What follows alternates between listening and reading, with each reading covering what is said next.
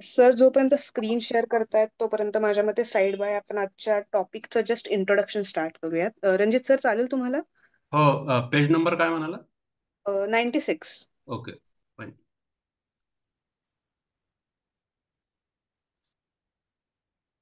So आज आपण जो टॉपिक बघणार आहोत तो आहे आपला रिसर्च अप्रोचेस. ओके. आज कोणी मला सांगू शकेल का की रिसर्च अप्रोच, रिसर्च म्हणजे काय ते तर आपल्याला माहिती आहे, पण अप्रोच म्हणजे काय? नक्की काय असेल अप्रोचचा अर्थ? अगदी तुम्हाला तुमच्या शब्दात सांगता येत असेल तरी चालेल.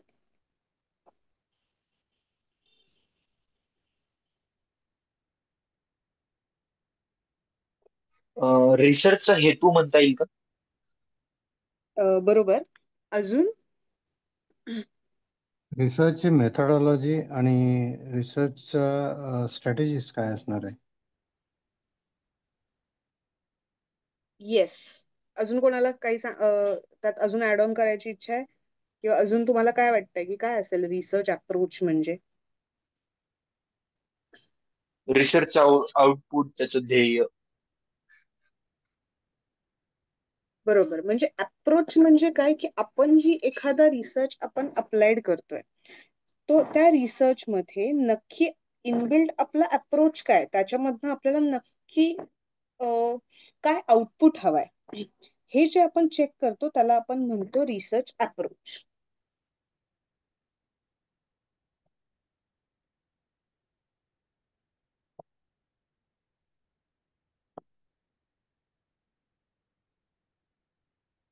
सर थर्ड चॅप्टर मधलं पॉईंट 3.0 याच्या अजून वर असणार आहे. Okay okay.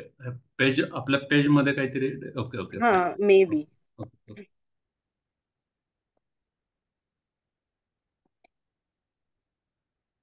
3 पॉईंट. याच्या फक्त वरचं 3.4.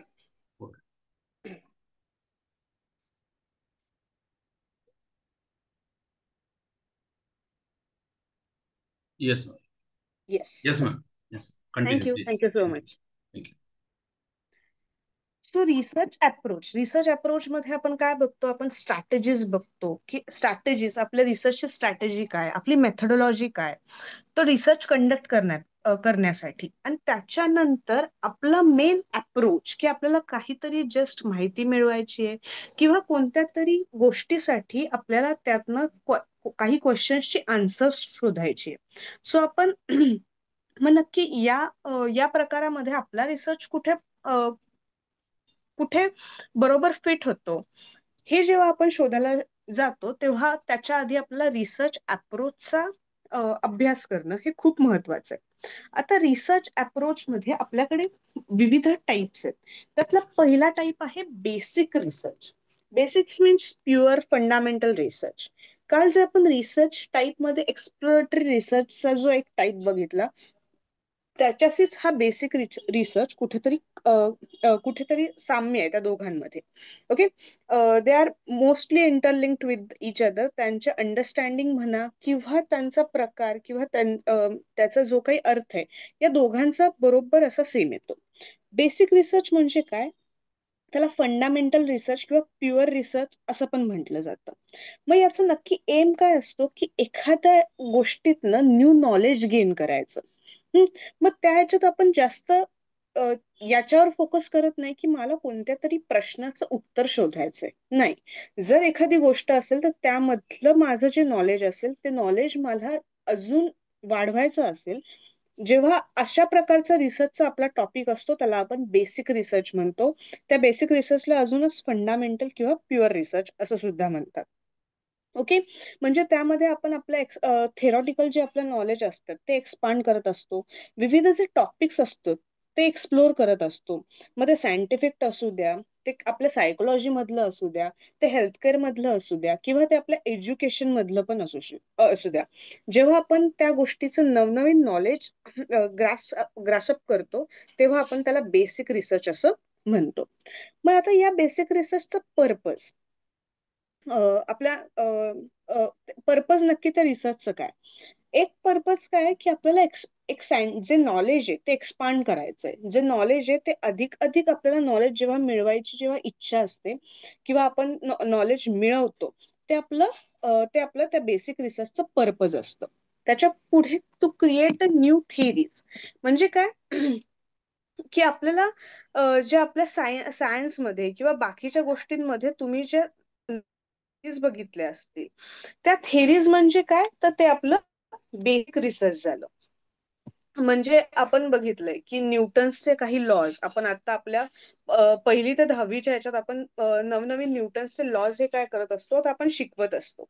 तर मग हे न्यूटन्सचे लॉ, मग हे सगळे काय झाले बेसिक रिसर्च. म्हणजे त्यातनं नवीन त्यांनी फंडामेंटल गोष्टी त्यांनी शोधल्या आहेत किंवा त्या थेरीज त्यांनी एक्सप्लोर केल्या आहेत.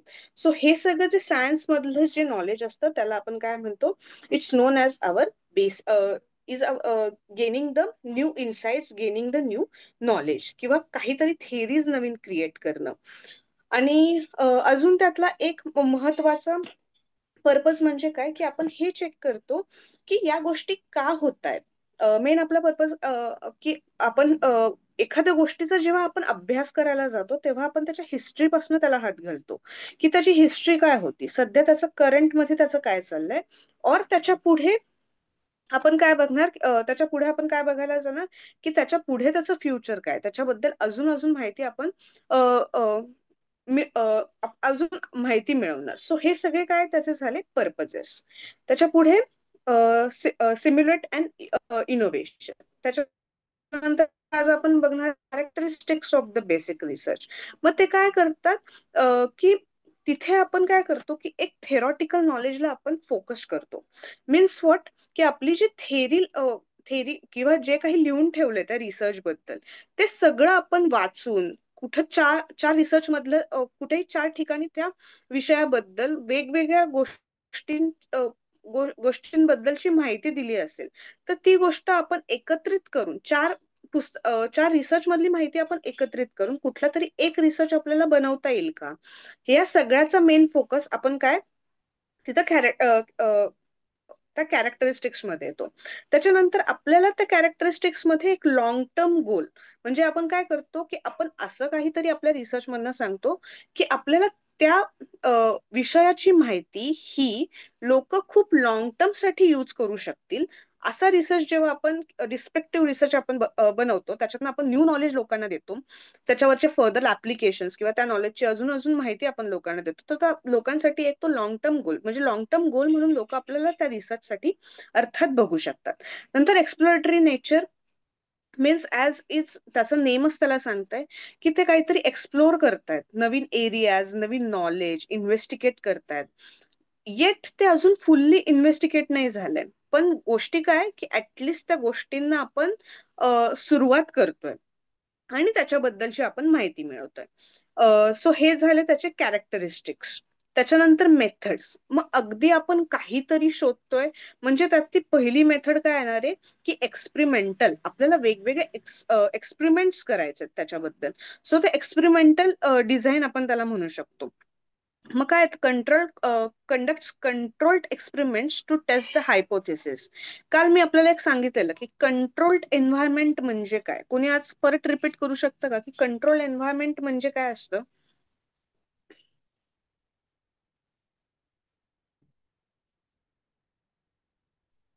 एका सीमामध्ये राहून कुठल्या प्रकारची रिसर्च करणे.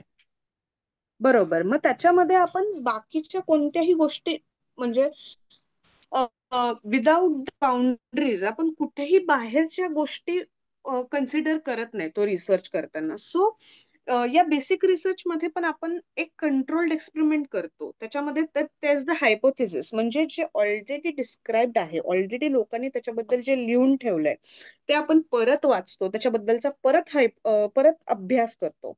सो आपण एक कंट्रोल्ड एक्सपेरिमेंट करतो आणि आपला जो हायपोथेसिस आहे, हायपोथेसिस म्हणजे आपल्याला माहितीच आहे की आपण त्या गोष्टीचं रिलेटेड जे काही इन्फॉर्मेशन आहे ती परत एकदा टेस्ट करतोय, अंडरस्टँड करतोय, त्या गोष्टीमधले जे फंडामेंटल प्रिन्सिपल्स आहेत ते अंडरस्टँड करतोय, आणि त्याच्या निगडीत आपण वेगवेगळे एक्सपेरिमेंट्स करतोय. ओके. मग यामध्ये व्हेरिएबल्स आपले काय राहतात, की आयसोलेटेड राहतात, म्हणजे आपण तेच इंडिपेंडेंट व्हेरिएबल्स तेच तसेच ठेवतोय आणि त्याच्यावरचे जे इफेक्ट्स आहेत ते आपण ऑब्झर्व करून परत आपल्या रिसर्च मध्ये आपण सांगणार आहोत. नंतर ऑब्झर्वेशनल स्टडी.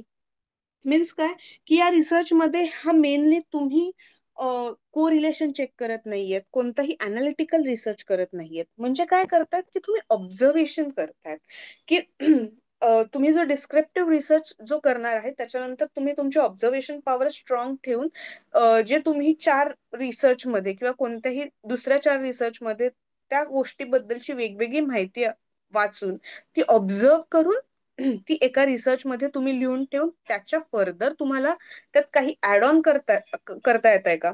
सो याच्यासाठी एक ऑब्झर्वेशनल स्टडी आपण या बेसिक रिसर्च मध्ये करतो. त्याच्यानंतर थेरॉटिकल मॉडेलिंग मीन्स व्हॉट, की आपण काही टेस्ट टेस्ट मॉडेल्स जे थेरॉटिकल आहे ते डेव्हलप करतोय, जे त्याच्यातले कॉम्प्लेक्स फिनॉमिना आहे. म्हणजे काय, थेरॉटिकल मॉडेलिंग म्हणजे काय, की आज आपणच रोजच्या जीवनात जेव्हा स्टुडंट्सला काहीतरी शिकवायला जातो, पण ती खूप एक लॉंग कन्सेप्ट आहे समजून सांगायला. मग आपण काय विचार करतो, की एवढी लॉंग कन्सेप्ट मुलांसाठी मला अजून छान प्रकारे कशी समजावता येईल. मग आपण त्याच्यासाठी कधी कधी टी डायग्रॅम किंवा त्याचं चलचित्र किंवा त्याचं अॅनिमेशन या गोष्टींची हेल्प घेतो.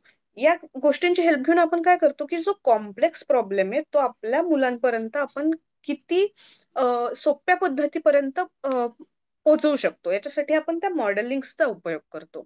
सो इथं थेरॉटिकल मॉडेलिंग म्हणजे अगदी तसंच, की एखादाही कॉम्प्लेक्स कोणताही फिनॉमिना असेल आपल्या रिसर्चमध्ये, तर तो आपण सोप्या पद्धतीने आपण काही मॉडेलिंग्स करून पाय चार्ट म्हणा किंवा कोणत्या तरी डायग्राम्स दाखवून एकमेकांबद्दलचं त्या रिसर्च मधलं दिलेलं कोरिलेशन दाखवून आपण काही थेरॉटिकल्स मॉडेल्स बनवून आपण ती गोष्ट सोयीस्कररित्या समोरच्या पर्यंत ठेवून त्याला लगेच कळेल असं काहीतरी करू शकतो का. तर हे आपले मेथड्स मध्ये ही थेरॉटिकल मॉडेलिंग एक मेथड येते. आणि ऍज युजल प्रत्येक रिसर्च मध्ये महत्वाची असणारी गोष्ट म्हणजे काय, तर डेटा अनालिसिस. डेटा अनालिसिस म्हणजे काय, की आपण युटिलाइज करणार ते स्टॅटिस्टिकल आणि कॉम्पिटिशनल मेथड्सचे युटिलाइज करणार, त्यातला डेटा तो पूर्णपणे अनालाइज करणार, तो कन्क्लूड करणार आणि त्याच्याबद्दलचे आपण फंडामेंटल प्रिन्सिपल्स आपण बघणार. तर हे सगळे आपल्या मेथड्स होत्या फॉर द बेसिक रिसर्च. आता एक्झाम्पल्स, आता तुम्हाला जर बेसिक रिसर्च म्हणजे काही कळत असेल तर इथे स्क्रीनवर असलेल्या एक्झाम्पल्स पेक्षा कोणतं दुसरं एक्झाम्पल्स कोणी मला सांगू शकतं का, की बेसिक रिसर्च हा पण याच्याबद्दलचा सुद्धा करू शकतो किंवा हा रिसर्च केला म्हणजे त्याला मी बेसिक रिसर्च असं म्हणू शकतो. हे मला कोणी सांगू शकतं का. मॅडम मी बोलू शकतो? हा बोला ना. हा ना. मग कालचा जो रिसर्च टॉपिक होता ना, की ए आय आणि टेक्नॉलॉजीचा प्रोफेशनल एम्प्लॉईजवर च्या मानसिकतेवर होणारा परिणाम. हम्म. Technology impact on professional employees due to changing dynamics in technology.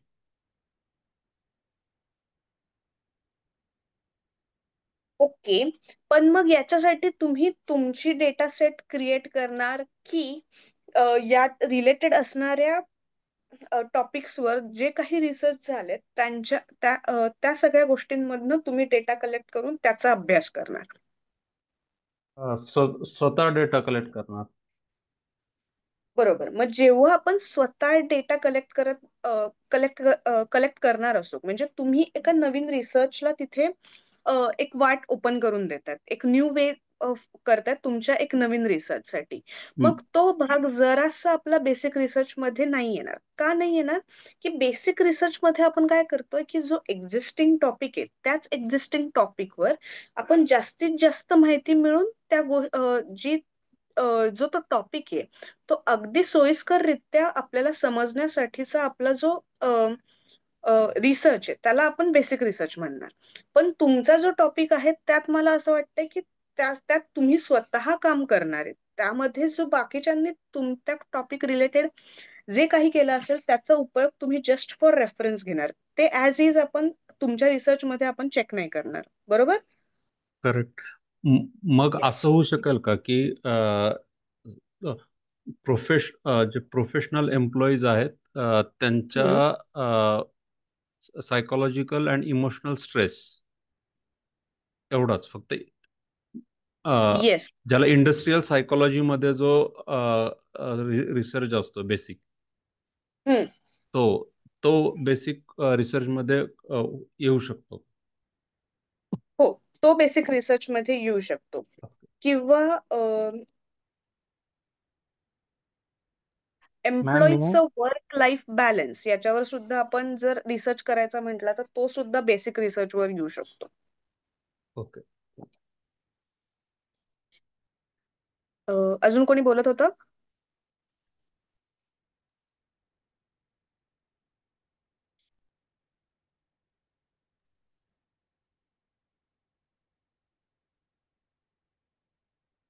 अजून इथे कोणताही शिक्षक वर्ग असेल तर त्यांनी पण त्यांचे पॉइंट्स इथं शेअर केले तरी चालतील, की कोणती तरी गोष्ट विद्यार्थ्यांना खूप अवघड जात होती, पण जेव्हा त्यांना असं वाटलं की ती गोष्ट विद्यार्थ्यांसमोर अवघड जातीये, तर तीच गोष्ट त्यांनी एक्झिस्टिंग गोष्ट, तीच थिअरम म्हणा किंवा तेच मॅथ्सचे कॉम्प्लेक्स प्रॉब्लेम म्हणा, ते विद्यार्थ्यांना अशा प्रकारे सांगितले किंवा अशा प्रकारे समजून सांगितले त्यांची कॉम्प्लेक्सिटी कमी करून, तर त्यांना ते लगेच कळले आणि त्यांना जेवढे ते अवघड वाटत होते ते त्यांना त्याच्या पुढे अवघड वाटले नाही. की असं कोणा बाबतीत झालंय का?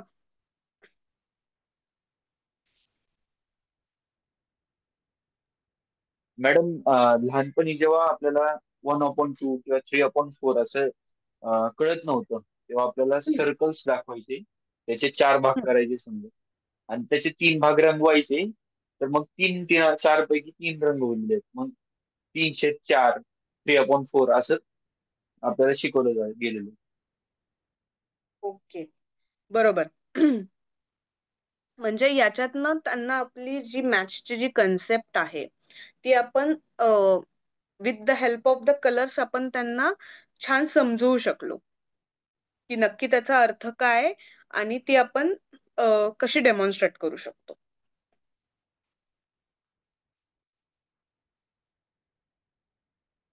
आता बेसिक रिसर्च मध्ये अजून एक गोष्ट आहे, की सध्याच्या हेल्थकेअर मध्ये जर आपण बघायला गेलो तर डायबिटीस किंवा बीपीचे पेशंट्स खूप वाढलेत. की तो हे दोन ज्या गोष्टी आहेत त्या या कॉन्स्टंट आहेत.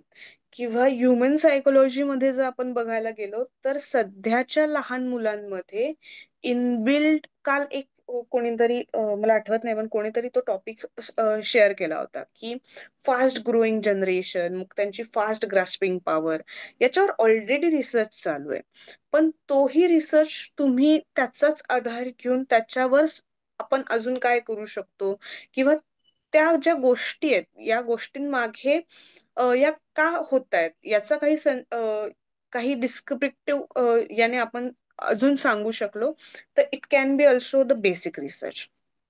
तसेच आपले पुस्तकात सुद्धा बेसिक रिसर्चचे काही एक्झाम्पल्स दिलेत. मग त्यामध्ये त्यांनी फिजिक्स, बायोलॉजिकल, सायकोलॉजिकल, त्यामध्ये आता आपण सायकोलॉजी बघू, की सायकोलॉजी मध्ये काय दिलंय, examine cognitive process such as memory, perception to understand how human minds work and how mental processes are relatable to the behavior. Okay. मग आता एक्झामिन कॉन्झिक्युटिव्ह प्रोसेस म्हणजे आपण एका प्रकारची सतत घडत असणारी जी प्रोसेस आहे, मग ती कोणती, सच as memory and perception. Perception means what, की आपण समोरच्याचं जे काही बघून जे काही मत बनवतो इन्स्टंटली, त्याला आपण परसेप्शन म्हणतो.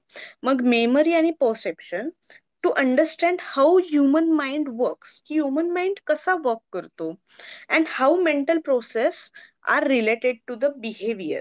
म्हणजे जो माणूस जसा वागतोय त्याच्यानुसार त्याचं मेंटल बिहेवियर कसं आहे, त्याचं ह्युमन माइंड कसं वर्क करतंय आणि त्याच्या मेमरीनुसार तो कसा परसेप्शन बनवतोय, याचा सगळ्याचा जर आपण रिसर्च करायचा म्हटला तर तो सुद्धा ऍज अ डिस्क्रिप्टिव्ह रिसर्च मध्येच येणार. किंवा as a health of the psychology, human behaviour बघायला गेलो आपण तर ह्युमन बिहेवियर ही एक गोष्ट अशी आहे की ती एज वाईज असते, पण ती ना अशी खूप त्यामध्ये काय असो की राग येण्याची माणसाची क्षमता ही माणसा टू माणसाची वेगळी असते, पण या जे ह्युमन्स बिहेवियर बद असतात ना, की याच्यावर सुद्धा खूप काही बेसिक रिसर्च होतात.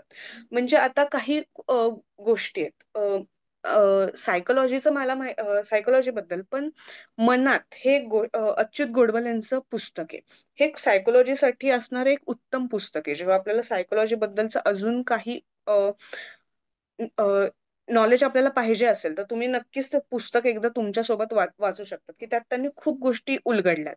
पण जर आपण मनात चेक करायला गेलो ना, तर ती जी लँग्वेज आहे ती कुठेतरी आपल्याला ती कधी कधी कुठे कुठे हार्ड वाटते की समजून घ्यायला. कोणी वाचलंय का आपल्या इथं अच्युत गोडबोलेंचं मनात हे पुस्तक? हो, मी वाचलंय. येस, वाचलंय. ओके. मग त्यांनी ज्या सांगितलेल्या गोष्टी आहेत त्याच्यापेक्षा तुम्ही कोणत्याही सोशल मीडियावर कधी कधी खूप सारे काही एक इंट्रोडक्शन काय म्हणू आपलं की असेच व्हिडिओज असतात की जे अगदी ते बोलतात त्यांच्या प्रकारेच काही काही सांगतात. मग तुम्हाला असं कधी कधी वाटलं की मला या पुस्तकातनं थोडंसं कमी कळतंय, पण मला लगेच मी असे इन्स्पिरेशनल टाईप व्हिडिओज बघितले तर मला तीच गोष्ट खूप लवकर समजून येते, असं कोणाला एक्सपिरियन्स आलाय? मॅडम, अ, मी ही प्रोसेस तुम्ही सांगता ही फॉलो केली, पण हम्म. मला त्याच्यात एक बेसिक गॅप अशी दिसली की हम्म. जे समजा तुम्ही किंवा आता आपले प्रमोद वाघ सर हे हम्म. जे ज्यांनी थेरी आणि फंडामेंटल्स ज्यांच्या क्लिअर आहेत त्या हम्म. लोकांनी सायकोलॉजीवर केलेली कॉमेंट आणि इतर लोकांनी केलेली कॉमेंट ह्याच्यात एक बेसिक आणि फंडामेंटल गॅप जाणवतो. म्हणजे तुमच्या तुमच्या लोकांच्या जे अकॅडमिक जे शिकलेले आहेत हम्म. त्यांच्या त्यांच्या बेसिक आणि फंडाज ह्या क्लिअर असतात आणि बाकीच्या लोकांच्या बऱ्याच वेळा ॲझम्पन्स मध्ये जातात सगळे. बरोबर. ती एक गोष्ट आहे. आणि मग दुसरं एक मला हे विचारायचं होतं, ह्या याच्यामध्ये इथं जे दिसतंय ना, फॉर एक्झाम्पल आता जे आपण बोलतोय की आता आपल्याला इथं जे दिसतंय की कॉग्निशन प्रोसेसमध्ये आता फक्त आपण ह्या स्टेटमेंटमध्ये फक्त मेमरी आणि परसेप्शन ह्या दोनच गोष्टी घेतोय. हम्म. ह्याच्यामध्ये आपण सेन्सेशन्स किंवा इतर अशा कुठल्याही कॉग्निटिव्ह प्रोसेस घेत नाहीये. बरोबर. बरोबर. म्हणजे हा जो आपला आता बेसिक रिसर्च आहे, ह्या बेसिक रिसर्चमध्ये आपण फक्त कॉग्निटिव्ह प्रोसेसमध्ये दोनचाच विचार करणार, मेमरी आणि परसेप्शन. परसेप्शन. बरोबर. Okay, fine, thank you. आणि मेमरी आणि परसेप्शन बद्दलच म्हणजे इथेच तुम्ही एम्प्लॉय बद्दल नाही किंवा ह्युमनची रिस्पॉन्सिंग मेथड याचा पण तुम्ही अभ्यास करू शकतात किंवा त्याच्यावर सुद्धा खूप रिसर्च झालाय की प्रत्येकाची एक रिस्पॉन्सिव्ह ह्युमन्सचा मॅट्रिक्स आहे ना हा वेगवेगळा असतो. काही जण खूप हायपर रिस्पॉन्सिव्ह असतात, काही काही जण खूप लोअर रिस्पॉन्सिव्ह असतात. मग त्यांचा माइंड हा बॅकएंडला कसा चालतो ना याच्याबद्दल पण खूप अनालिसिस ऑलरेडी झालाय. आपण जो म्हणतो ना की प्रत्येक माणसाचा जो ट्रिगर पॉइंट असतो ना तो खूप वेगवेगळा असतो. मग अशा माणसांचे बिहेवियर्सचा सुद्धा खूप ठिकाणी म्हणजे ते काही त्यांच्या पॉइंटला ते चुकीचे नसतात, बट ह्युमन सायकोलॉजी त्याच्या मागे काय काय याच्यावर सुद्धा या सायकोलॉजीमध्ये एक बेसिक रिसर्च झाला. ते रिसर्च अजून पण चाललेत कारण की ह्युमन पॅटर्न्स मध्येच आपल्याकडे अजूनही खूप व्हेरिएशन्स आहेत.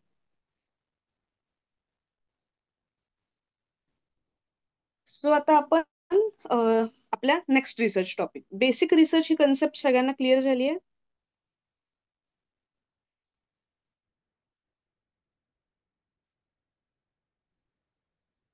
सो आता आपण आपल्या नेक्स्ट याच्याला जाऊया की इम्पॉर्टन्स. आता इम्पॉर्टन्स काय बेसिक रिसर्चचा? The foundation of the applied research. Applied research means what? Applied research हा आपल्याला एक पुढे सुद्धा प्रकार आहे, म्हणजे अप्लाइड रिसर्च आपण पुढे सुद्धा शिकणार आहे. पण मी जस्ट एक प्रस्तावना करायची म्हणून सांगते की अप्लाइड रिसर्च म्हणजे ज्या रिसर्चमध्ये आपण एखादा प्रॉब्लेम स्टेटमेंट घेतो, त्या प्रॉब्लेम स्टेटमेंटवर आधी कधीही रिसर्च झाला नाहीये आणि थ्रू आउट त्या रिसर्च मधनं आपण ती गोष्ट सॉल्व्ह करायचा प्रयत्न करत असतो. ओके. सो बेसिक रिसर्च काय एक फाउंडेशन आहे अप्लाइड रिसर्च साठी. जेव्हा झालेल्या रिसर्चवर तुम्ही खूप वाचून किंवा खूप काम करून तुम्हाला जर तिथं कुठेतरी गॅप सापडली ना की या रिसर्च मध्ये ना ही एक गोष्ट आहे ना ही पूर्णत्वास नाही नेली, मग ती गोष्ट धरून जर तुम्ही त्याच्यावर रिसर्च करून तुम्हाला अजून काहीतरी नवीन फॅक्ट्स त्यामधनं मिळाले तर बेसिक रिसर्च म्हणून एक फाउंडेशन म्हणतो की अप्लाइड रिसर्चसाठी. म्हणजे काय की फाउंडेशन आपल्याला रिसर्च करण्यासाठी जे फाउंडेशन नॉलेज लागतं ते बेसिक रिसर्चमध्ये आपण वेगवेगळ्या प्रकारच्या केस स्टडीज वाचून आपल्याला मिळतं. टेक्नॉलॉजी ऍडव्हान्समेंट्स कळतात आपल्याला, टेक्नॉलॉजी इनोव्हेशन्स कळतात की वेगवेगळ्या टेक्नॉलॉजीमध्ये सध्या काय इनोव्हेशन्स होत आहेत किंवा काय जग कसं बदलत चाललंय, कोणकोणत्या गोष्टी येत आहेत. हे सगळं आपण जे महत्वाचं काम असतं ते आपण सगळं या बेसिक रिसर्चमध्ये करतो. नंतर सायंटिफिक प्रोग्रेस. जर कोणतीही अवघड थेरम म्हणा किंवा अवघड गोष्टी जेव्हा आपण सोप्या भाषेत स्वतःला समजून दुसऱ्यांनाही समजण्यात आपण जेव्हा मदत करतो, सो ती एक प्रकारची सायंटिफिक प्रोग्रेस आहे. आणि या सगळ्या आपल्या कामात जर त्याच थ्रू कोणत्या तरी नवीन गोष्टीला जेव्हा नवीन गोष्टीची कोणती तरी आयडिया जर आपल्याकडे येत असेल, सो काय एक सायंटिफिक प्रिन्सिपल आहे. त्याच्यातनं आपण न्यू प्रिन्सिपल्स, न्यू कन्सेप्ट, गोष्टींमधले रिलेशनशिप अनालिसिस हे सगळं आपण प्रेझेंट करू शकतो. नंतर एज्युकेशनल व्हॅल्यू. याच्यातनं आपण आपलं एज्युकेशन आहे जे अजून सिम्प्लिफाय करू शकतो. ज्या अवघड गोष्टी आहेत त्या अजून सिम्प्लिफाय करून लोकांपर्यंत पाठवू शकतो. ज्या गोष्टीमध्ये कमी रिसर्च झालाय त्याच्यात अजून माहिती ऍड करून त्याची माहिती घेऊन आपण त्याच्यावर रिसर्च करतोय. सो आपले काय हे एज्युकेशन वाईज आपलं काय एज्युकेशन हे वाढतंय. आणि इन्स्पिरेशनल आणि इनोव्हेशन.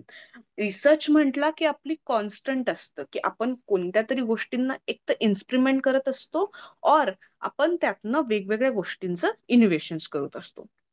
नंतर जिथे इम्पॉर्टन्स आहेत तिथे काहीतरी लिमिटेशन्स असतात. नेहमीप्रमाणे नाण्याच्या दोन बाजू आहेत.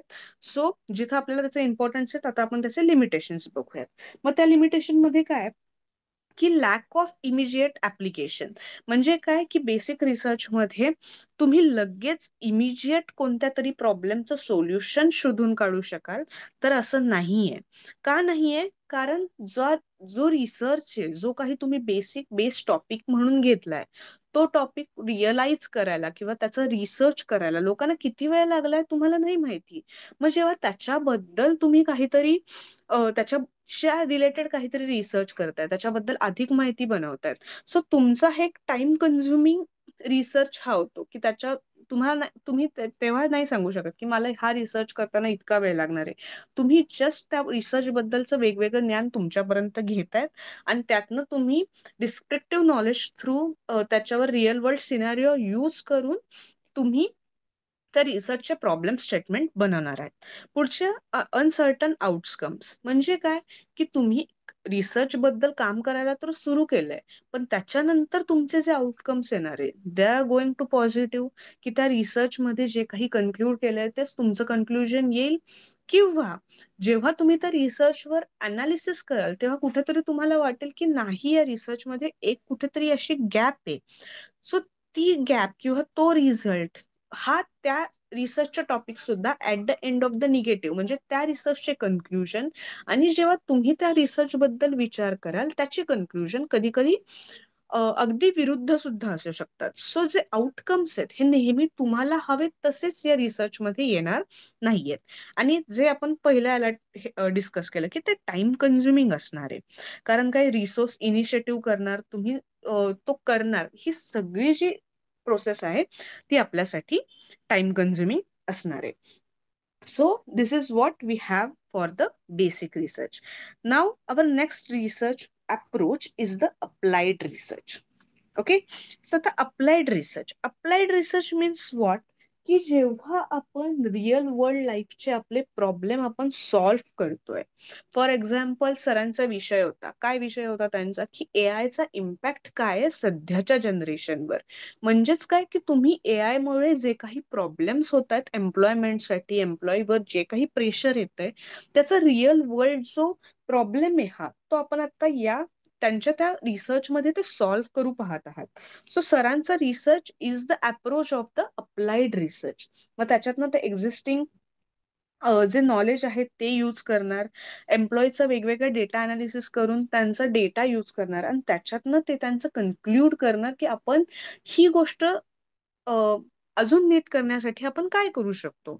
So when this is going to be happen, we are saying that की this is the type of the applied research. Okay, याचा मेन एम काय की एक्झिस्टिंग नॉलेज यूज करायचं, पण त्याच्यावर एक प्रॅक्टिकल सोल्युशन्स बनवायचे. आपले जे प्रॅक्टिसेस आहेत किंवा आपला जो एम आहे, जर मला सरांना जसं एम्प्लॉयमेंटवर एआयचा एम्प्लॉयमेंटवर परिणाम काय हे शोधून काढायचंय, मग त्याच्यावर त्यांचं काहीतरी कन्क्लुजन येणार. और आपण फर्स्ट लेक्चरला जो टॉपिक घेतला होता की डिजिटल लर्निंगचा मुलांवर होणारा impact, this is also the applied research. मग त्यामध्ये जेव्हा आपण डिस्कशन केलं होतं त्याच्यावर आपल्याला खूप पॉइंट्स आले होते की मुलांचा हेल्थ कन्सर्न, मग आपण त्याचा हेल्थ कन्सर्न कसा सॉल्व्ह करू शकतो. हे जे सगळे आपण पॉइंट्स आहेत which is one of the applied reason. आता what is the purpose of the applied reason. Purpose काय अप्लाइड रिझन, तर जेव्हा आपल्याला एखाद्या स्पेसिफिक इश्यूजचा किंवा प्रॉब्लेमचा जेव्हा तो इश्यू सॉल्व्ह करायचा असतो with the help of our research, is so this is the main purpose of the applied research. नंतर इम्प्रूव्ह प्रॅक्टिसेस मीन्स व्हॉट, काय त्यांनीच दिलंय की seeks to enhance the existing methods, processes, practices based on the evidences and research findings. Means what, की ते काय करतात, जे एनहान्स एक्झिस्टिंग मेथड्स, एनहान्स म्हणजे काय की ज्या काही एक्झिस्टिंग मेथड्स आहेत त्या अजून त्याच्यावर काम करून त्या कशा आपण ग्रास्प अप करणार is known as enhance. Then processes or practices based on the evidence, म्हणजे जे काही रिसर्च केलंय त्याच्यावरचे इव्हिडन्सेस आणि रिसर्च करून त्याच्यावर अजून काम करून आपण एक्झिस्टिंग मेथड्स अजून इम्प्रूव्ह करू शकतो. नंतर इन्फॉर्म डिसिजन मेकिंग म्हणजे काय की provides the data and insights that support inform decision making and policy formulations. Means what, जर म्हणायला गेलं तर जर कोणतीही कंपनी एम्प्लॉईच्या वर्क लाईफ बॅलन्स विषयी क्वेश्चन मार्क आहे त्यांना की माझ्या कंपनीत जे लोक काम करतात त्यांचं वर्क लाईफ बॅलन्स छान आहे का, मग हे फाइंड आउट करण्यासाठी त्या कंपनीने त्यांना काही क्वेश्चनरीज दिल्या ज्या त्यांनी त्या एम्प्लॉईजला फिल आउट करायला लावल्या. आणि जेव्हा कंपनीजने त्या फिल आउट करून कंपनीजने ते आन्सर्स घेतले आणि त्याचा अनालाइज केला, तेव्हा कंपनीला काय कळालं की मी सध्या जे अपडेटेड बाहेरचं नॉलेज किंवा येत आहे ते मी माझ्या एम्प्लॉईज पर्यंत पोहोचू शकत नाहीये. हा एक 1 लाख पॉइंट त्यांना मिळाला. दुसरं, जे कंपनीचं लॉंग वर्किंग टाइम आहे त्यासाठी एम्प्लॉई काम करायला पण तयार आहेत, पण त्यांना त्याच्यासाठीचं आउटपुट मिळत नाहीये. या प्रकारच्या 2-3 गोष्टी जेव्हा कंपनीला कळाल्या की हे माझं काहीतरी चुकतंय, मग याच्यावर कंपनीने काय ठरवलं की मला याच्यासाठी काहीतरी इफेक्टिव्ह डिसिजन मेकिंग करायचंय. म्हणजे मला जर but obvious at the end जर एम्प्लॉई हॅपी असतील तरच आपलं काम चांगलं होणार आहे हे कंपनीला माहितीये. सो मग या काही डेटा अनालिसिसवर आपण कंपनीने त्यांचे जे डिसिजन्स आहेत ते नीट फॉर्म्युलेट करून कंपनी काही बोनस पॉइंट्स ऍड केले की जर एम्प्लॉईने इतकं काम दिवसाचं केलं तर त्याला आपण हा बोनस देऊ शकतो. त्यांना अजून वर्क लाईफ बॅलन्स देण्यासाठी त्यांच्यासाठी वेगवेगळे ट्रेनिंग्स आणि उपक्रम त्यांनी राबवून घेतले. सो हे काय केलं की या रिसर्च थ्रू आपण आपलं डिसिजन मेकिंग अजून इम्पॅक्टफुल करू शकतो, ज्या डिसिजन्सचा आपल्या ऑल ओव्हर ऑर्गनायझेशनवर चांगला परिणाम होईल. त्याच्यानंतर develop innovations means what, it contributes to development of a new product, technologies और प्रॅक्टिसेस. ॲज आपण पहिलं बघितलं की काय बघितलं की जेव्हा अप्लाइड रिसर्च म्हणजे काय की रिअल लाईफ चे problems applied research through solve होतात. सो मग डेव्हलप इनोव्हेशन, आता रिअल लाईफचा प्रॉब्लेम जर आपण बघायला गेलो तर पोल्युशन हा खूप एक महत्वाचा प्रॉब्लेम स्टेटमेंट झाला होता करंटली आपल्यासाठी. मग पोल्युशन हे कशामार्फत होत होतं, तर ज्या लोकांच्या सेल्फ गाड्यांची संख्या ही शहरांच्या भागांमध्ये खूप जास्त वाढली आहे आणि त्याच्यामुळे पोल्युशनचा प्रकार हा खूप जास्त वाढलाय.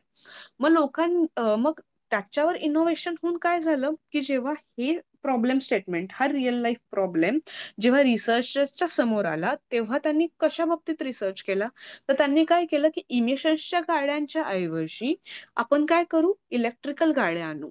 सो आपण जेव्हा अप्लाइड रिसर्च करतो त्याचा एक अप्रोच काय असतो की आपण नवीन नवीन इनोव्हेशन्स करून जे रिअल लाईफ प्रॉब्लेम्स असतील ते या रिसर्च थ्रू आपण सॉल्व्ह करू शकतो. सो हे सगळे काय की अप्लाइड रिसर्चचे पर्पजेस आहेत. आता नेक्स्ट कॅरेक्टरिस्टिक्स म्हणजे आपला अप्लाइड रिसर्च नक्की कसा पाहिजे. Problem oriented. तुमचा अप्लाइड रिसर्च मध्ये तुमचा जो टॉपिक असणार आहे किंवा तुमचा जो प्रॉब्लेम स्टेटमेंट असणार आहे हा हा त्यांनीच एक वेल ऍड्रेस्ड केला पाहिजे की नक्की तुमचा प्रॉब्लेम काय, तो रिअल वर्ल्डशीच रिअल वर्ल्डच्याच रिलेटेड आहे ना. सो आणि तो प्रॅक्टिकल आहे ना. प्रॅक्टिकल म्हणजे की आपण आपले कोणतेही पर्सनल प्रॉब्लेम्सवर रिसर्च करायला लागलो तिथे तर चालेल का अप्लाइड रिसर्च मध्ये, नाही. रिअल लाईफचे प्रॉब्लेम्स आपल्याला करायचेच आहे पण ते प्रॅक्टिकल इश्यूज पाहिजे. सो पहिलं काय कॅरेक्टरिस्टिक्स की ते problem oriented, focus on addressing the specific real world problem. जे रिअल वर्ल्ड प्रॉब्लेम आहे तेच आपण त्या अप्लाइड रिसर्च थ्रू सॉल्व्ह करतोय का आपल्याला हे बघायला पाहिजे. आणि द रिसर्च हा नेहमी हा प्रॅक्टिकल इश्यूजशीच रिलेटेड पाहिजे की आपला जो प्रॉब्लेम स्टेटमेंट आणि टॉपिक सिलेक्शन आहे हा नक्की आजकालच्याच घडामोडींशी रिलेटेड आहे ना, हे बघायला पाहिजे. जर आपण बघायला गेलो तर आता मेडिसिन्स आणि हे सगळं आहे पण आज आपण कोविड-19च्या गोष्टींसाठी जर आपण कोण का झालं होतं, कसं झालं होतं, याचं जर आपण रिसर्च आज करायला गेलो तर ते इतकं फ्रुटफुल आहे का. हो, मेडिसिन बाबतीत तर रिसर्च झालंच पाहिजे की पुढे जाऊन असाही कोणता आजार आला तर आपण त्याला कसे सामोरे जाणार. तर सो मेडिकल स्टेटमेंट याच्यासाठी बरोबर आहे पण ते का झालं होतं, कसं झालं होतं आणि त्याचा सगळा रिसर्च जो ऑलरेडी झालेला आहे त्याच्यावर तुम्ही आजच रिसर्च परत करायला लागला तो it's not be valid for this applied research. नंतर गोल ड्रिव्हन. जेव्हा कोणता तरी प्रॉब्लेम आहे आणि तुम्हाला त्याच्या सोल्युशन पर्यंत जायचंय, मग जेव्हा आपण नेहमीच शकतो की आपल्याला प्रॉब्लेम टू सोल्युशन मध्ये जायचं असेल, टू सोल्युशन पर्यंत जायचं असेल तर आपल्याकडे काय पाहिजे, नेहमीच आपल्याकडे एक सेट ऑफ प्लॅन पाहिजे. जर तो सेट ऑफ प्लॅन मीन्स आपला तो एक गोल ठरतो. जर माझा ए प्लॅन वर्कआउट नाही झाला तर अगदी माझ्याकडे त्याच्या निगेटिव्ह मला बी प्लॅन पण माझ्याकडे पाहिजे आणि सी प्लॅन पण पाहिजे. एवढं माझं त्या रिसर्च साठी कम्प्लिटेड प्लॅनिंग झालेलं पाहिजे. म्हणजे मला ऍक्शनेबल माझे रिझल्ट माहिती पाहिजे, त्याच्यावरचे सोल्युशन्स माहिती पाहिजे. सो जे मी म्हंटल तसंच की जर आपण कोणता तरी रिसर्च करतोय तर प्लॅन ऑफ ऍक्शन हा माझा गोल असणार आहे. जर त्यामध्ये कुठेही प्रॉब्लेम आले तर माझ्याकडे प्लॅन बी मध्ये त्याच्या प्रॉब्लेम्सचे सोल्युशन्स असले पाहिजे. नेहमीच आपल्याकडे ते सोल्युशन इन्स्टंटली अवेलेबल असतील असं नाही पण त्याचा चौफेररित्या आपण विचार करून त्या प्रॉब्लेम स्टेटमेंट किंवा त्या जे कॉर्नर केसेस आहेत त्याचा विचार करून आपण त्या गोष्टींसाठी फुल प्रूफ रेडी पाहिजे. आणि तसाच आपला अप्लाइड रिसर्च हा गोल ड्रिव्हन पाहिजे. नंतर कॉन्टेक्स्ट सेन्सिटिव्हिटी मीन्स काय की एन्व्हायरमेंटल इथं काय दिलंय की takes into account the context and the environment in which problems occur, ensuring that the solution are relevant and effective. मीन्स काय की आपण हे लक्षात घेतलं पाहिजे की आपल्या कॉन्टेक्स्ट मध्ये आणि आपल्या ऑल ओव्हर आपल्या प्रोजेक्टच्या इन्क्लुजन्स मध्ये की आपला नक्की प्रॉब्लेम काय आणि जे आपण गोष्टी त्या कॉन्टेक्स्ट मध्ये म्हणजे आपण जो त्या रिसर्च मध्ये कॉन्टेंट देतो आहे त्या कॉन्टेंट मधनं नक्की आपल्याला त्यातनं सोल्युशन मिळणार आहे का आणि जे सोल्युशन मिळणार आहे ते त्या प्रॉब्लेम स्टेटमेंटसाठी रिलेव्हंट आणि इफेक्टिव्ह आहे का, या सगळ्याचा आपला नीट अनालिसिस झाला पाहिजे. आणि interdisciplinary means what ki often involves a collaboration across the various disciplines to address a complex problems and develop a comprehensive solution. Okay, means what? Interdisciplinary means often involves the collaboration across the various disciplines. Means what? की जेव्हा आपण हा address करतोय तेव्हा आपण एक collaborate पण करू शकतो दुसऱ्या काही गोष्टींसोबत. ओके, त्याच्यामुळे आपल्याला काय करणार आहे की आपले जे कॉम्प्लेक्स प्रॉब्लेम्स आहेत त्याच्यावर आपल्याला एक कोप्रिहेन्सिव्ह म्हणजे त्याच्याशी रिलेटेड एक सिम्पल सोल्युशन आपल्याला मिळवता येईल. So this is the characteristics of the applied research.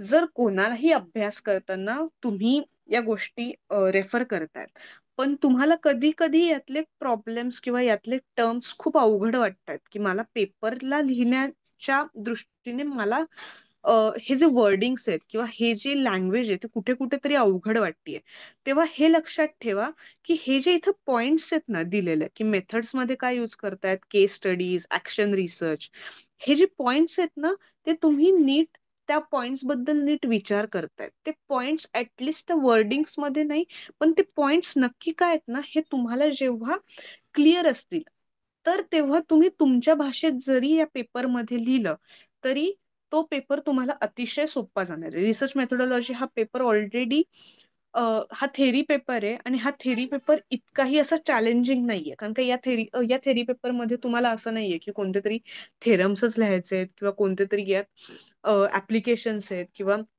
यांनी हे काही सांगून ठेवलंय मला असं असंच लिहायचंय की इसवी सन या दिवशी मला यांनी हे बोललं होतं, की असे कोणतेही ट्रिकी वर्ड्स किंवा हे या पेपरमध्ये नाहीये. मग तुम्हाला नक्की अभ्यास याचा करताना तुम्ही काय करणार की प्रत्येक टाईप, आता रिसर्चचे जे टाईप्स असतील तर त्या टाईप्स मध्ये हा टाईप नक्की सांगतोय मला काय किंवा त्या टाईपच्या सब टाईप्स मध्ये त्यांच्या कॅरेक्टरिस्टिक्स मध्ये हे जे मेन पॉइंट्स आहेत ना एवढे मेन पॉइंट्स आणि त्या रिलेटेड जे तुमचे किंवा तुमचे जे एक्सप्लेनेशन आहे ते फक्त तुमच्यापर्यंत क्लिअर ठेवा. जर ते तुमच्यात क्लिअर असतील ना तर नक्कीच हे जे आपलं लेक्चर्स मध्ये होत आहे ते तुम्ही तुमच्या पेपरमध्ये अगदी न चुकता आणि छान लिहू शकतात आणि ते लिहून झाल्यावर नक्कीच तुम्हाला मार्क्स पण छान मिळू शकतील. Then methods uses in applied research. मग अप्लाइड रिसर्च मध्ये काय मेथड्स यूज करतात अप्लाइड रिसर्च करण्यासाठी? तर एक means case study. Case study मध्ये आपण त्या गोष्टीबद्दलचा एक इनडेप्थ अनालिसिस करतो. सायकोलॉजी मध्ये पण खूप प्रकारच्या केस स्टडीज असतो, मग त्या केस स्टडीज मध्येच आपण त्या गोष्टीबद्दलचे प्रॉब्लेम्स अंडरस्टँड करतो, त्याच्याबद्दलचे सोल्युशन्स लिहितो आणि त्याच्याबद्दल आलेले जे आउटकम्स आहेत ते आपण देतो. सो मेथड्स काय अप्लाइड रिसर्च करायचे अप्लाइड रिसर्च मध्ये वापरण्याच्या? तर एक म्हणजे case study. First action research means what की कोलॅबोरेटिव्हली आपण stakeholder to implement evaluated solution to the practical problems. Means what stakeholder. आता इथं स्टेक होल्डर ही गोष्ट आपल्याला कुठेतरी कळणार नाही की नक्की म्हणजे काय आहे, की म्हणजेच यांचं काय म्हणणार की involves researchers working collaboratively. Means what की जो काही रिसर्चर रिसर्च करतोय तो ज्या रिलेटेड रिसर्च करतोय ना तर त्याने काय करावं की ज्यांच्या रिलेटेड तो रिसर्च करतोय त्यांच्यापर्यंत पोहोचून त्यांना काय काय वाटतंय, त्यांचे प्रॅक्टिकल प्रॉब्लेम्स काय, इव्हॅल्युएट त्यांचे सोल्युशन, त्याच्या रिलेटेड ते काही सोल्युशन्स काढू शकतात का, तर हा सगळ्याचा रिसर्च ते ऍक्शन रिसर्च थ्रू करू शकतात. Then surveys and questionnaire. हे तर आपल्याला सगळ्यांनाच माहिती आहे की आपण डेटा कलेक्ट करण्यासाठी त्यांच्यासोबत सर्वे करणार, त्यांना क्वेश्चनरी देणार. So this is the our already well known method, surveys and questionnaire. Then experimental research means what की एक कंट्रोल एक्सपेरिमेंट जर आपण घेऊ शकणार असो, जर सायकोलॉजीमध्ये आपल्याला कोणता माइंड बिहेवियरवर किंवा जर आपल्याला रिसर्च करायचा असेल तर त्यांच्यासाठी आपण एक छोटेसे एक्सपेरिमेंट्स करून ते टेस्ट इंटरव्हेन्शन्स और सोल्युशन्स जे रिअल वर्ल्ड सेटिंग्स मध्ये कसे वर्क ऑन होणारे हे सगळं आपण चेक करू शकतो. नंतर फील्ड स्टडीज. जर माझा आयटीच्या एम्प्लॉईजसाठी रिलेटेड प्रोजेक्ट असणार आहे की तर मी त्यांच्याशी जाऊन त्या आयटी कंपनीजमध्ये जाऊन त्यांच्याशी बोलून तो डेटा कलेक्ट करणार आहे, म्हणजे त्या त्या फील्डवर जाऊन मी त्यांच्याशी इंटरॅक्शन करून माझा डेटा जेव्हा मिळवणार. So it is known as the field study, and the field study is always the effective source of getting a data. Okay, the next is the examples. The applied research examples काय तर एक म्हणजे health care.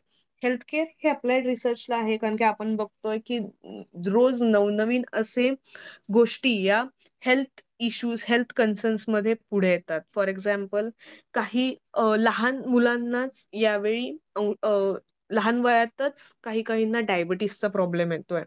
जे मग हे सगळे जे health concerns जे नवीन नवीन नवीन जनरेशन सोबत उदयाला येतात, तेव्हा त्यांच्यासाठीच्या मेडिसिन्स म्हणा किंवा त्यांनी त्यांच्या ऑल ओव्हर गोष्टींसाठी ट्रीटमेंट कशी घेतली पाहिजे, आपण मुलांचं संगोपन त्या गोष्टींसाठी कसं केलं पाहिजे.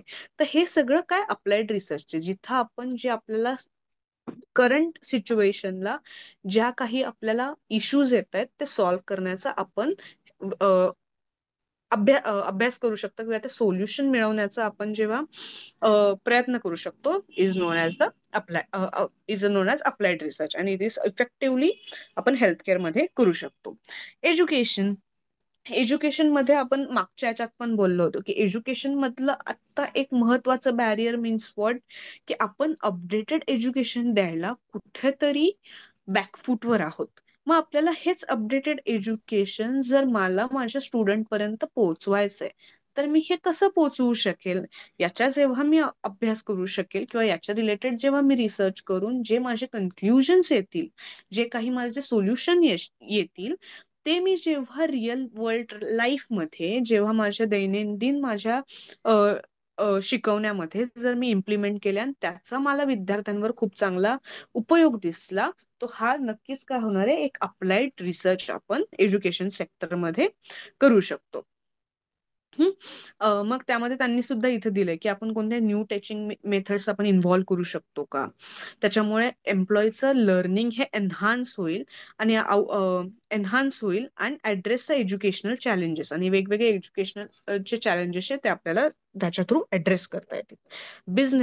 बिझनेस तर ही एक अशी गोष्ट आहे की तुम्ही जर तुमच्या या अपकमिंग ट्रेंड्सनुसार किंवा अपकमिंग याच्यानुसार जर अपडेटेड नाही राहिलात, तर आपण बिझनेस करूच शकणार नाही. रिसर्च ही एक अशी गोष्ट आहे ना, की ती फक्त अशी सायकोलॉजी पुरता नाहीये. तुम्ही बिझनेसमध्ये म्हणाल तर बिझनेसमध्ये लोकांना ही रिसर्च लागेल.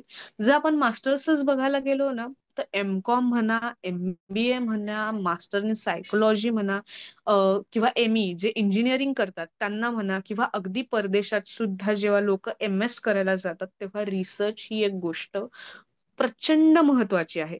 रिसर्च ही गोष्ट अशी कुठे नाही असं आपण म्हणायला गेलो तर ती अशी कुठेच गोष्ट नाहीये. अगदी आपली आई म्हणा किंवा आपल्या घरात जे कोणी स्वयंपाक करतं, ते सुद्धा अगदी रोजच्या भाजीच्या पद्धतीमध्ये सुद्धा नाविन्य शोधत असतात. सो हे नाविन्य त्याला आपण रिसर्च असं नाही नाव देत, पण घरातल्याच अगदी छोट्या गोष्टींपासून रिसर्चची आपली उत्पत्ती होते. फक्त ही छोटी छोटी उत्पत्ती जेव्हा आपण मोठ्या गोष्टींवर सॉल्व्ह करायला जातो, तेव्हा आपण त्याला रिसर्च असं एक मोठं नाव देतो. सो रिसर्च ही अशी गोष्ट आहे ना, की ती आपल्या प्रत्येक माणसाला आली पाहिजे आणि त्याच्या थ्रू आपण वेगवेगळे इनोव्हेशन्स आणि इफेक्टिव्ह सोल्युशन्स काढू शकतो. या सो आता परत आपण बॅक टू आपल्या याच्यावर येऊ की बिझनेस झालं आणि पब्लिक पॉलिसीज मीन्स काय, की इफेक्टिव्हनेस म्हणजे पॉलिसीज म्हटलं गेलं तर आपण असं पण म्हणू शकतो की रूल्स अँड रेग्युलेशन्स. जे आपले सध्याचे कायदे आहेत, ते कायदे किती इफेक्टिव्ह आहे, ते कायदे नक्की त्या कायद्यांनी आपली जी व्यवस्था आहे ती नक्की सुव्यवस्थित चालली आहे ना, की ते कायदे कुठेतरी खूप जास्त स्ट्रेट झालेत, और ते कायदे अजून स्ट्रिक्ट नसल्यामुळे कुठेतरी जी न्यायाची पद्धत आहे ती कुठेतरी अजून त्याचा इफेक्टिव्हनेस कमी झालाय. हे सगळं आपण या अप्लाइड रिसर्च थ्रू चेक करू शकतो किंवा त्याचं इन्स्टंट आपण सोल्युशन मिळू शकतो. नंतर importance of applied research. Importance काय, की प्रॅक्टिकल सोल्युशन्स. कारण काय, की अप्लाइड रिसर्च मध्ये आपण त्या प्रॉब्लेम स्टेटमेंट पासून सोल्युशन शोधतोय. त्याच्यामुळे आपल्याला काय मिळतात, की त्या इश्यूला आपल्याला प्रॅक्टिकल सोल्युशन्स आपल्याला मिळतात. Plus inform decision making means was, की जे आपण आधी पण शिकलो, की आपल्याला डिसिजन मेकिंग, आपण जे काही आउटकम काढतोय त्याच्यावर आपल्याला इफेक्टिव्ह डिसिजन मेकिंग करता येत आहे. त्याच्यानंतर इनोव्हेशन्स आणि डेव्हलपमेंट ही खूप महत्वाची गोष्ट जी आता आपणच डिस्कस केली, की जसा ट्रेंड बदलतोय तसं आपण अपडेट होतोय. सो या रिसर्च थ्रू आपल्याला एक इनोव्हेशनसाठी आणि सेल्फ डेव्हलपमेंटसाठी फायदा होतोय. आणि त्याच्यानंतर resilience and utility means what, की ensure that the research is relevant आणि useful to those who face the problems being studied. म्हणजे जो आपला काही सॅम्पल आहे किंवा जे आपण पॉप्युलेशन्स घेतोय, ज्यांच्यासाठी रिसर्च करतोय, त्याच्यासाठी आपण हे इन्शुअर करतोय की त्यांना जे काही प्रॉब्लेम्स येत आहेत ते आपल्या रिसर्च थ्रू ते सॉल्व्ह होत आहेत आणि त्यांना आपण मदत करू शकतोय. Okay. And increasing the likelihood of successful implementation. जर त्या लोकांना तुम्ही दिलेले सोल्युशन्स हे जर आवडले आणि त्यांनी ते इम्प्लिमेंट केले, तर त्याच्याहून जास्त सक्सेसफुलनेस त्या रिसर्चचा दुसरा कोणता असूच शकत नाही. So that is known as the resilience and utility. What is meant by resilience? Resilience म्हणजे तुम्ही जे आउटकम्स त्यांना सांगतायत किंवा तुम्ही जे सोल्युशन्स त्यांना सांगतायत ते सांगणं, आणि युटिलिटी मीन्स व्हॉट, की त्यांनी ते इम्प्लिमेंट करणं त्यांच्यात. That is known as the रिझिलियन्स and utility. So limitations काय आहेत applied रिसर्चचे? is often focused on the specific problems or the context which may limit to the generalizability of finding of another settings or populations. Means what, की अगदी नेहमीच की आपण जर कोणत्याही research साठी जर रुरल पॉप्युलेशन्स घेत असतो, तर त्या रुरल पॉप्युलेशन साठी तो प्रॉब्लेम स्टेटमेंट जर तुम्ही स्टडी केला असेल आणि त्याच्यासाठी जर सोल्युशन्स काढले असतील, तर बट ऑब्वियस तेच सोल्युशन्स माझे जे अर्बन पार्ट आहेत तिथे चालतील का? ते अजिबात नाही चालणार.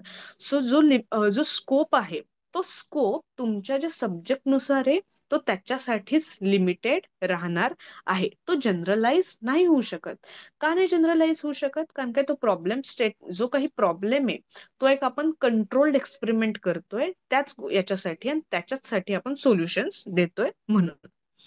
अजून complexity of the problems. Addressing complex multifactor problems may require the interdisciplinary approaches and collaboration which can be challenging to coordinate. Complexity of the problem म्हणजे काय? तर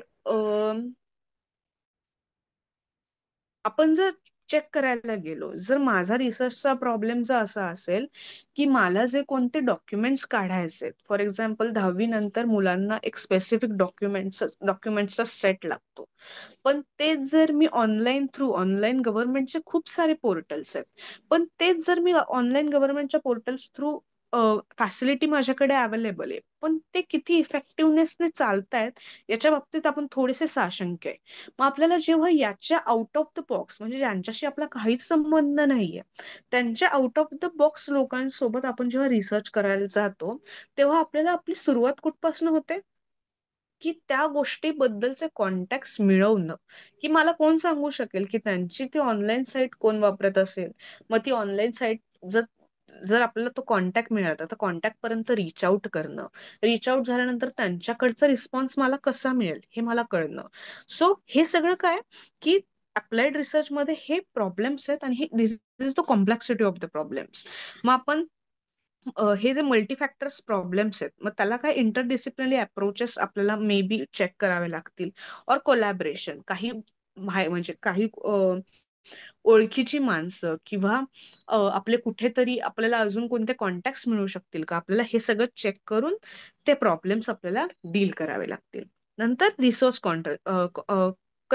कन्स्ट्रेंट मीन्स व्हॉट, म्हणजे रिसोर्स कन्स्ट्रेंट व्हॉट, की तुम्हाला एखादा research करायचा आहे, पण तुम्हाला वाटतंय की मी हा जो रिसर्च करायला हाती घेतलाय तो माझ्याकडनं एकट्याने नाही होणार आहे, मला कुठेतरी जास्त जण पाहिजे. और तो रिसर्च करण्यासाठी हा नेहमी क्वेश्चनरी, रिसर्च मध्ये आपल्याला नेहमीच कुठेतरी क्वेश्चनरी म्हणा, इंटरव्ह्यूज घ्यायचे म्हणला की इथं कुठेतरी फंडिंग लागणार, आपल्याकडे तेवढा टाइम पाहिजे, एक्सपर्टीज पाहिजे. आणि जर आपल्याकडे ते नसेल किंवा यातली कोणतीही एक गोष्ट नसेल, तर त्याचा इन डिटेल त्याचा परिणाम कुठे होणार, तर माझ्या रिसर्चच्या सायकलवर होणार. सो दिस इज अवर आपण आज बघितले की दोन हे, एक म्हणजे बेसिक रिसर्च आणि दुसरं म्हणजे अप्लाइड रिसर्च.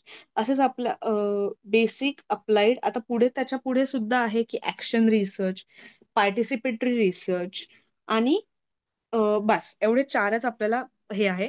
आता ऍक्शन आणि पार्टिसिपेटरी आपण आपल्या नेक्स्ट सेशन मध्ये आपण कंटिन्यू करू.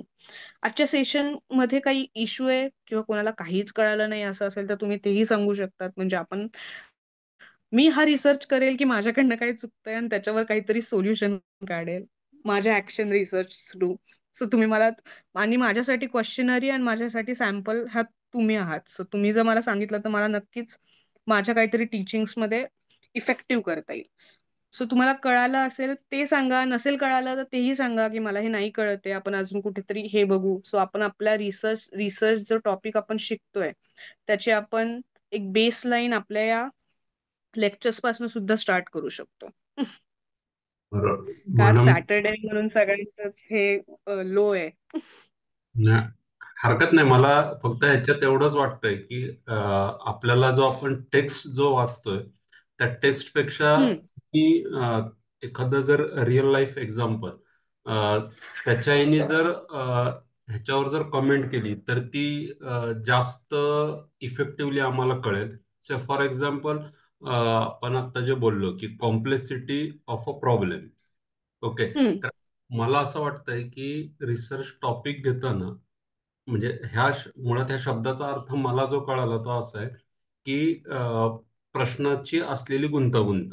तर ती प्रश्नाची गुंतागुंत म्हणजे काय की जो आपण रिसर्चचा जो प्रॉब्लेम टॉपिक घेतलाय, ओके, तो हम्म, जर जास्त कॉम्प्लेक्स असेल की ज्याच्यामध्ये हम्म. आपल्याला वेगवेगळ्या मल्टीफेस करावे लागतील किंवा इंटरडिसिप्लिनरी अप्रोचेस करावे लागतील किंवा काही लोकांशी, संस्थेशी, कंपन्यांशी कोलॅबरेशन करावं लागत असेल, तर येस. आपला जो प्रॉब्लेम, आपण जो रिसर्चला जो टॉपिक घेतलाय, जो प्रॉब्लेम स्टेटमेंट घेतलाय, त्याच्यामध्येच कॉम्प्लेक्सिटी असल्यामुळे आपल्या अप्लाइड रिसर्चमध्ये that would be the main limitation of our applied research असं. As right. मग ह्याच्यामध्ये असं जर एखादा जर आता एक्झाम्पलच जर तुम्ही जे आपण मगाशी जे घेतलं होतं की काय ते डिजिटल, तुम्ही जे म्हणजे मी आता माझंच सांगत नाही तर सगळे म्हणतील मी माझंच सांगतोय, त्यामुळे आपण एक वेगळं एक्झाम्पल घेऊ. ते डिजिटल एज्युकेशनचं जे तुम्ही घेतलं होतं, ओके, त्या digital education of the students त्याच्यामध्ये बघा, मगाशी ते तुम्ही सांगितले की रुरल आणि अर्बन त्या एरियामधला फरक येईल किंवा प्रत्येक जो स्टुडंट्स आहे त्या स्टुडंट्सचे काही क्लास असतात की ज्यांचं ग्रास्पिंग इझी असतं किंवा काही काहींचं ग्रास्पिंग हार्ड असतं. राईट. असे मल्टीडिसिप्लिन. तर हे जे कॉम्प्लेक्सिटी ऑफ द प्रॉब्लेम, हा एखादा प्रॉब्लेम स्टेटमेंट घेऊन आपल्याला चांगलं कळू शकतो असं. हो, राईट. ओके. हम्म. आपण त्याच्याच म्हणजे आपण त्यातही आपण रिअल लाईफ प्रॉब्लेम्स अजून नीट बघू, नीट आपण त्यात ऍड ऑन करू म्हणजे ते लगेचच सगळ्यांना अजून नीट कळेल. एक्झॅक्ट. सो नक्कीच आपण आपल्या याच्यात ऍड करूयात आणि आपण नेक्स्ट लेक्चर त्याच्यापासूनच तसंच आपण सुरू करूयात. बघा म्हणजे सगळे ऍग्री असतील तर this is what I suggest की this is what from my side. Yes sir, बरोबर आहे. कन्सेप्ट क्लिअर होणं गरजेचं आहे. कर. Yes sir. Yes sir, your right. Yes. चालेल, नक्कीच. आपण अजून अप्लाइड एक्झाम्पल्स, थेरीपेक्षा आपण अजून अप्लाइड एक्झाम्पल्स कडे अजून कॉन्सन्ट्रेट करूयात म्हणजे सगळ्यांनाच कळायला आणि आपलं टॉपिक आपल्याला टॉपिक अजून कळायला आपल्याला मदत होईल.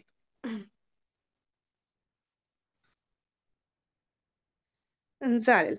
उद्या लेक्चर नाहीये, आपण सोमवारी लेक्चर्स घेऊया. आता डायरेक्ट सोमवारी लेक्चर आपलं रेझ्युम होईल. चालेल. Yes, thank you. चालेल, थँक्यू. सर तुम्ही एंड करणार आहे ना मीटिंग? हो चालेल ना. हो. येस येस, चालेल. Yes. Thank you. Thank you. Thank you all of you.